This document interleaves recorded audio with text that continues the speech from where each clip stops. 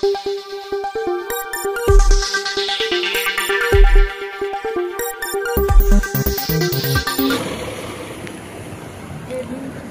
संविधान। आज भारतीय युवा पॅन्थर संघटनेच्या वतीने जे आपल्या फलटण शहरात व आजूबाजूला समाजामध्ये विघटित घटना घडू नये व परराज्यातून जी लोक आपल्या फलटण शहरामध्ये कामाच्या निमित्ताने येत आहेत तरी संघटनेच्या वतीने पुढे समाज आणि जनता सुरक्षित राहावी या उद्देशाने त्या इसमांची आपल्या नजीकच्या पोलीस ठाण्यामध्ये नोंद असावी यासाठी भारतीय युवा पॅन्थर संघटनेच्या वतीने निवेदन देण्यात आलेले आहे। तरी जे आपल्या फलटण शहरामध्ये व इतर अन्य ठिकाणी कामासाठी जे ठेकेदार असतील, व्यापारी वर्ग असतील, हॉटेल मालक चालक यांनी या इसमांची बाहेरील राज्यातून येणाऱ्या सर्व लोकांची नोंद आपल्या नजीकच्या पोलीस ठाण्यामध्ये ठेवणे गरजेचे आहे।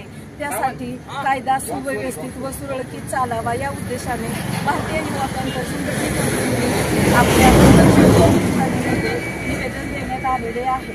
तरी दुसरेही एक निवेदन देण्यात आलेले आहे, ते म्हणजे फलटणमध्ये वाहतूक कोंडी व मेन चौकामध्ये जी वाहतूक कोंडी होत आहे व जनतेची असुरक्षिततेचा प्रमाण वाढत आहे व अपघातही होत आहे। यासाठी भारतीय युवा पॅन्थर संघटनेच्या वतीने फलटण शहर पोलीस ठाण्यामध्ये तेही निवेदन देण्यात आले आहे की वाहतूक नियंत्रण कक्ष फलटण यांनी फलटणमध्ये जे वाहतूक गर्दी व कोंडी होत आहे यावरती उपाययोजना राबवाव्यात व चौकामध्ये दुकानदार आणि हॉटेल मालक आहेत, मिठाई स्वीट होम इतर दुकानवाले जे व्यापारी वर्ग आहेत यांनी आपल्या दुकानामध्ये माल खाली करण्यासाठी आपल्या पार्किंगमध्ये गाड्यांची सोय करावी। माल वाहतूक गाड्या ह्या अस्ताव्यस्त अनाधिकृतपणे अधूनमधून लावल्या जात आहेत आणि त्यामुळे वाहतूक कोंडी निर्माण होत आहे व वाहतूक नियंत्रण अडथळा निर्माण होतोय। तरी यावरती पोलीस प्रशासनाने व वाहतूक नियंत्रण कक्ष यांनी उपाययोजना कराव्यात जेणेकरून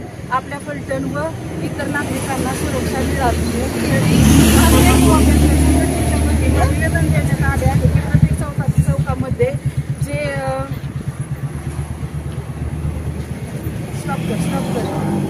जे चौकामध्ये सिग्नल लाईट बंद आहेत त्या चालू कराव्यात जेणेकरून वाहन नियंत्रण सुरक्षितपणे सुरळीतपणे चालेल व अपघात घडण्याचे प्रमाण कमी होईल व पोलीस प्रशासनालाही मदत होईल।